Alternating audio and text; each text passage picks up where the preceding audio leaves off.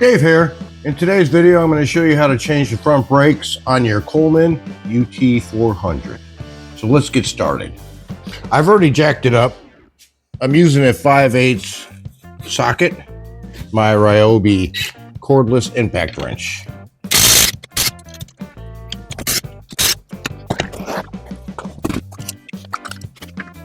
Before taking the caliper off, I would recommend to trace these bolts back. I have the Allen wrench in one of them. Those are the ones that go through these top holes on your brake pads. You can see the ends here. They were kind of hard to take off on the other side when I did it, but I tried to take them off after I had the caliper off. It was kind of hard to get to them, and kind of hard to break them loose. Actually, they were kind of tough. So just like a cap screw on them, and then you go to the actual bolt.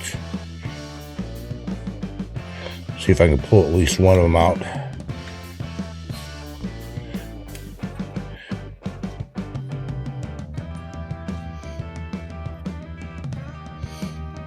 Don't pull the bolts all the way out, just break them loose. See, there's a little cap.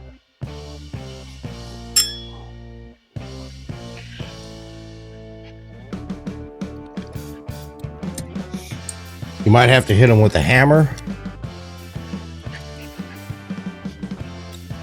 And there's the second cap.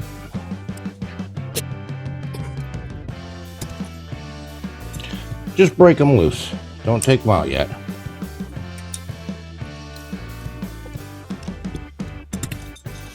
Yeah, much easier doing it now instead of waiting until you got the caliper off.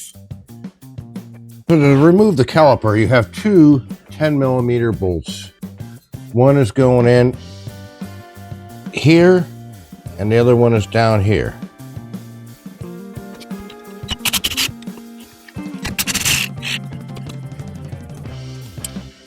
Take two bolts out, lift the caliper up. Now that the caliper is out, go ahead and take out those screws that you loosened up before. They might need to be tapped out from the opposite side with a hammer and a Allen wrench or something like that. Or they might just come out. We'll see.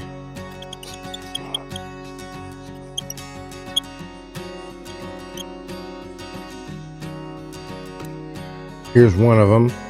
Once you get them both out, coat them with some penetrating oil until they get kind of nasty. This side is really coming out a lot easier than the other side. Typically when I go through a mud puddle or anything like that, I try to hit that side harder so I don't get wet or muddy.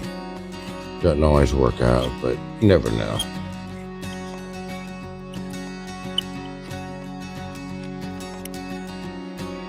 This one I'm just going to have to tap through.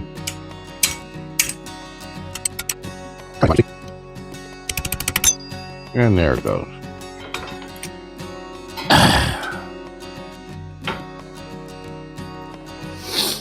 Now you want to take out this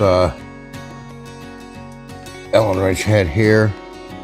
It goes into the end of the brake pad here. Just take that out. We'll set it off to the side.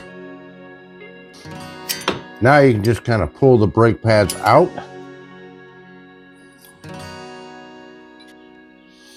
Now that the brake pads are out, you can just kind of pull this mounting plate out of the way. Now you see the outer edges of these pistons. Spray a little penetrating oil on them. We're going to be pushing them in.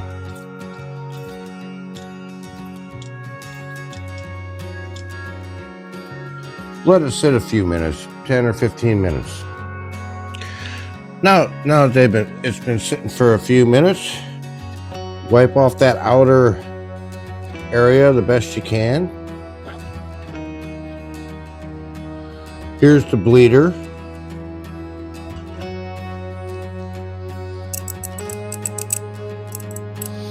$8mm socket.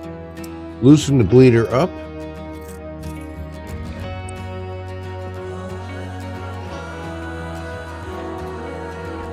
Take the old brake pad, and in my case, I'm going to use a pair of large channel locks. Just stick it in here, and you want to squeeze those pistons in.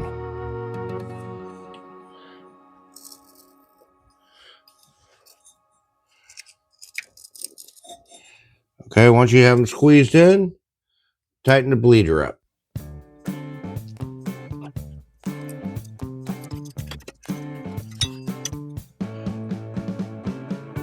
Replace the cap.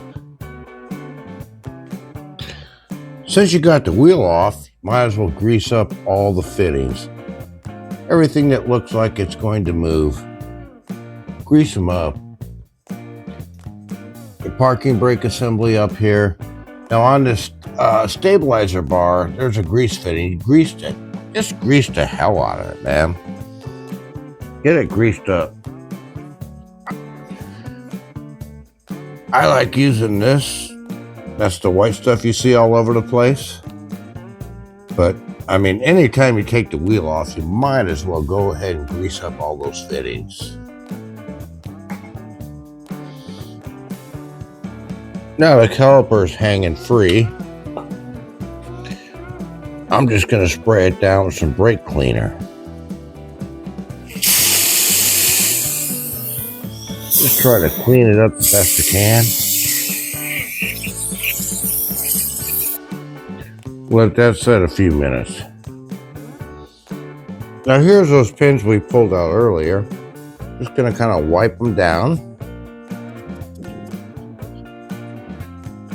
And then I'm going to just smear a little bit of grease on it. I'll wipe that excess off. So now you want to just kind of slide the back one in place. Stick it up in here. And then feed these screws into it. Just to kind of hold it. You're not trying to tighten it yet.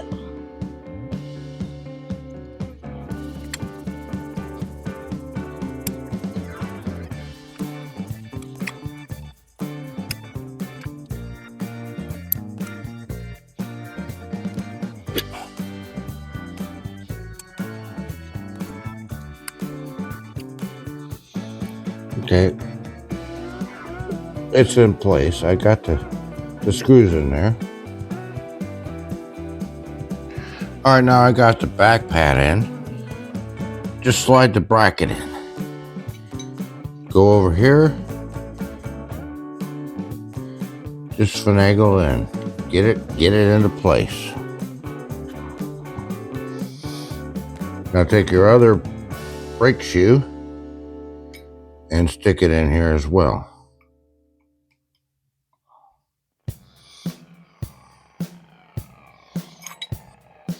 Once you finagle those bolts through the back and get the pads in place, you're ready to reinstall the caliper with the brake pads, and then we'll tighten everything down once it's in place.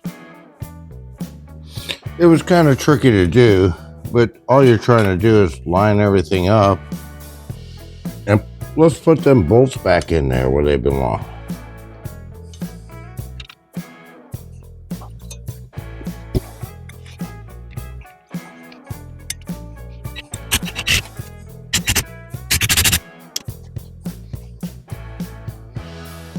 Okay, now we got to go back and tighten up those Allen wrench heads that we started before.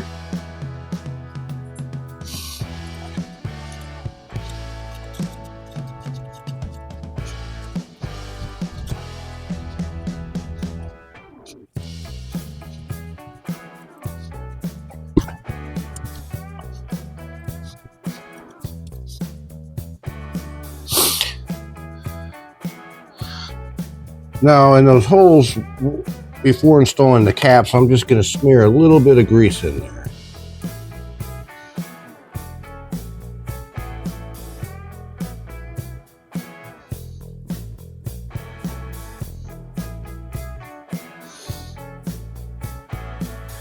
Now you want to reinstall this. Kind of slip it in there. Now keep in mind, these calipers have been opened up all the way. So when you first get in there to push the brake pedal, just do a bunch of small pumps on it. Don't push it all the way down, just pump it a little bit to close this gap. You see how loose that is on there? So once you close the gap, you should be fine. If the brakes end up feeling spongy, then you may have to re-bleed them. I can't do that right now because I have to change my master cylinder. It has failed.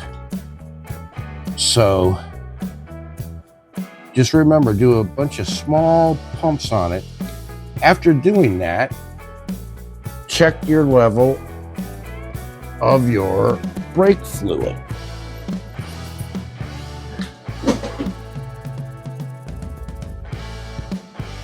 So right here is your brake fluid.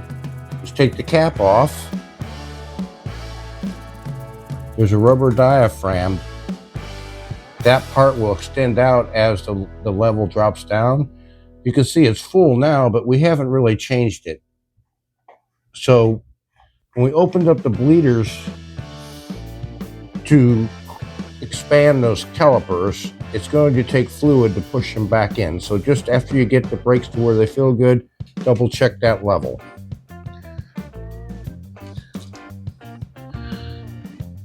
That pretty much concludes what you need to do. I did find it easier to turn the wheel, not only for recording, but to get to the bolts and stuff. But anyway, so straighten the wheel out, put the wheel back on, do the brake pedal a little bit at a time. You don't want to mess up that master cylinder. Check the fluid after you do that, and you should be good to go. I would rate this as an easy job, honestly. It's not difficult at all. Not sure what a shop would charge to do it, but I'm sure it's a couple $100 bucks.